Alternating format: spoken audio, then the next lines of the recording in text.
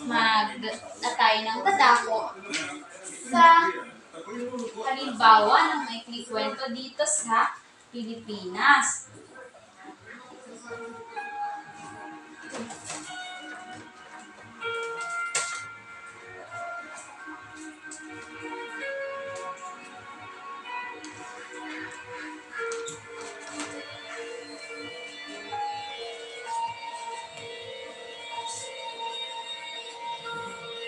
Makibasa nga sabay-sabay mga halimbawa ng maikling kwento sa Pilipinas. Ang una, ang lihim ng mga puno, ang unang baboy sa langit, si Jano, Silang at ang laban ng mananagat, ang pangapa ng pangingisda ng tatay, ang pusang gala. Ang una ay ang lihim ng mga puno. Isang kwento tungkol sa isang batang lalaki na natutunan ang halaga ng pagmamahal sa kalikasan mula sa kanyang lolo. Ang lihim ng puno ay sinulat ni Ricky Lee noong 20,000 siyam.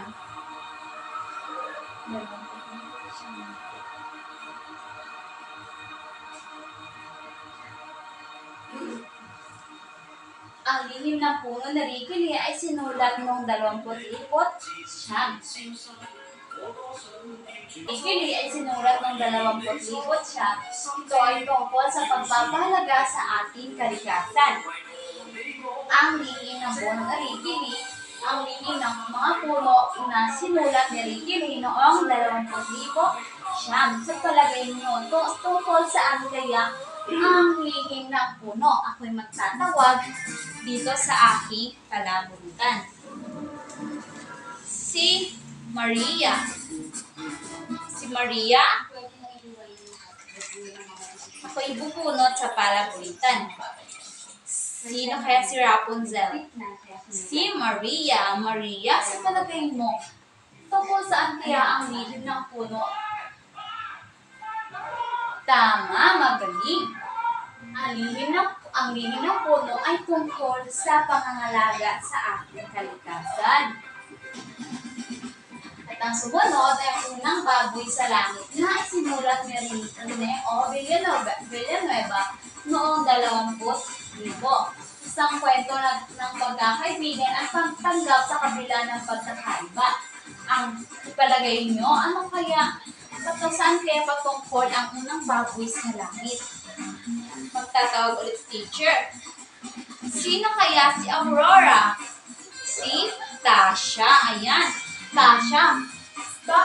Ito, napalagay mo, saan kaya patungkol ang kwento ang unang baboy sa langit ni Rene O. Villanueva?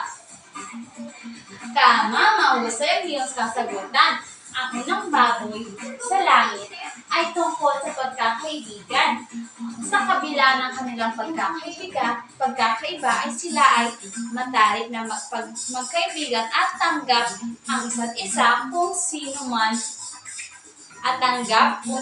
sila at nagmamahalan hindi lamang isang magkaibigan kundi isang magkapatid na rin. At ang sunod ay si Jano, Silang at ang laban ng manananggal. Ng manananggal, mambabarang ni Edgar Calabia Samar noong 20,000.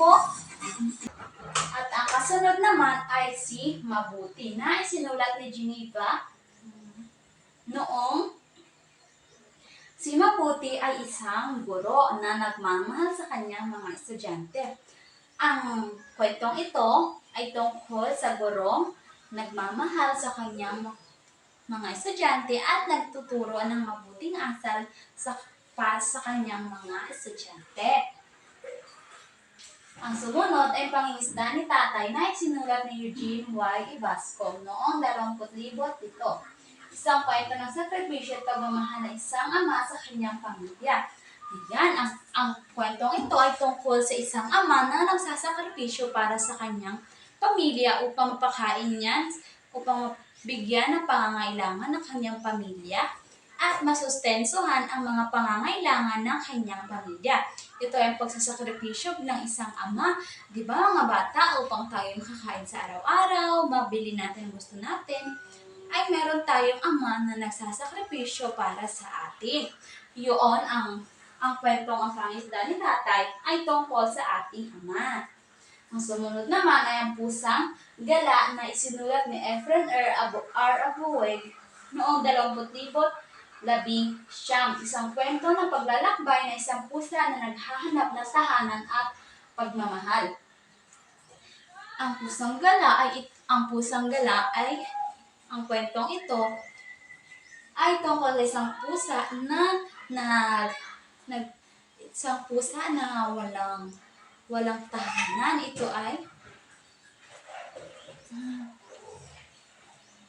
Ang Pusang Gala ay ang isang kwentong paglalakbay ng isang pusa na naghahanap ng tahanan at pagmamahal. Di ba kapag may pusa tayong nakikita sa ating Ang Pusang Gala ni Efren R.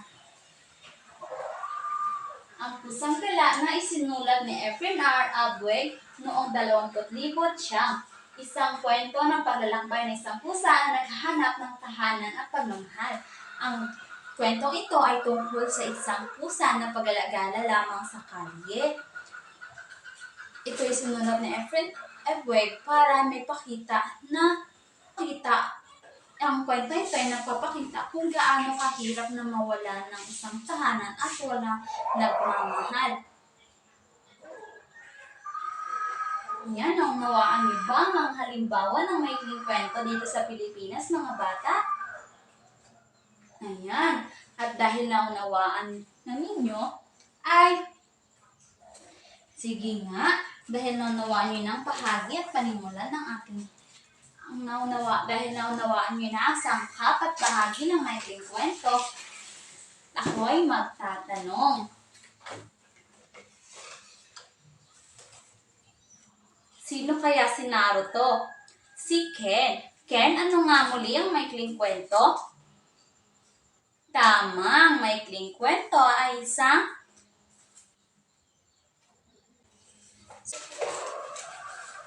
Bubunot ulit si teacher.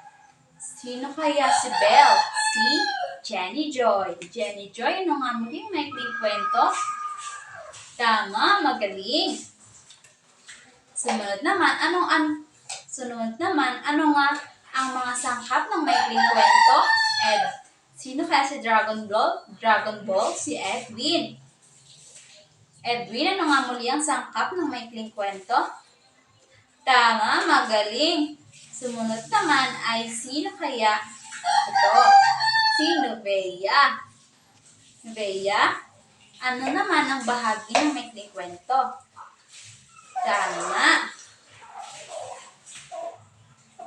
Sino naman kaya si Moana? Mianel? Si Mianel, si Moana. Ano naman ang kasukdulan? Tama, mahusay. Dahil naunawaan nyo ng ating tinalakay ngayong araw. Ngayon ay tayo nang dumako sa ating gawain. Ayan, dahil naunawaan nyo ng ating aralin ngayong araw, ay tayo nang dadako sa ating gawain. Gusto niyo ba yun, mga bata? Ayan, papangkatin ko kayo sa dalawang grupo. Ito ang unang grupo at ang pangalawang grupo. Ang unang grupo ay gagawa ng isang maikling kwento na nakapaloob rito ang mga sangkap ng maikling kwento, ang tauhan, tagpuan, suliranin, panimula, saglit na kasiglahan, kasukdulan, kakalasan at ang wakas. At ang pangalawang grupo naman ay pipili ng isang dula na mula sa maikling kwento na inyong paborito. Pipili kayo ng isang senaryo mula sa isang maikling kwento at itutula sa unahan. Narito ang pamantayan sa unang grupo.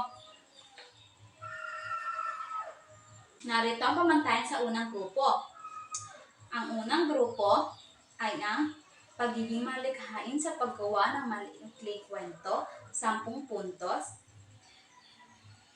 Kalinisan sa paggawa ng maikling kwento, 10 puntos.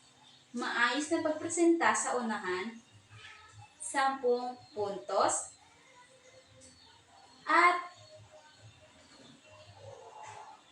At ang total nito ay 30 puntos. Sa pamantayan naman sa kabilang grupo ay ang kagandahan ng pagdudula sa unahan, 10 puntos. Pagiging kalinisan sa maayos na pagpresenta sa unahan, 10 puntos.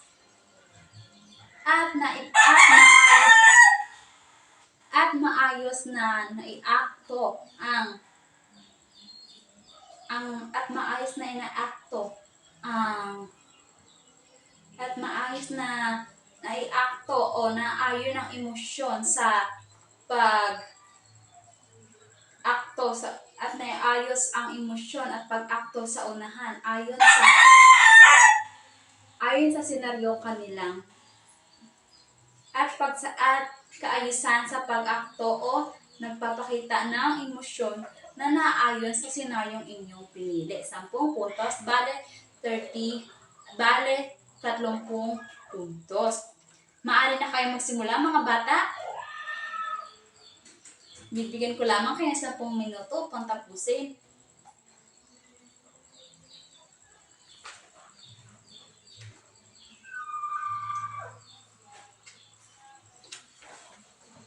Ayan, magaling. Dahil natapos ng ating gawain ngayon, dahil natapos nyo na ang ating gawain, ay tayo nang magsisimula sa ating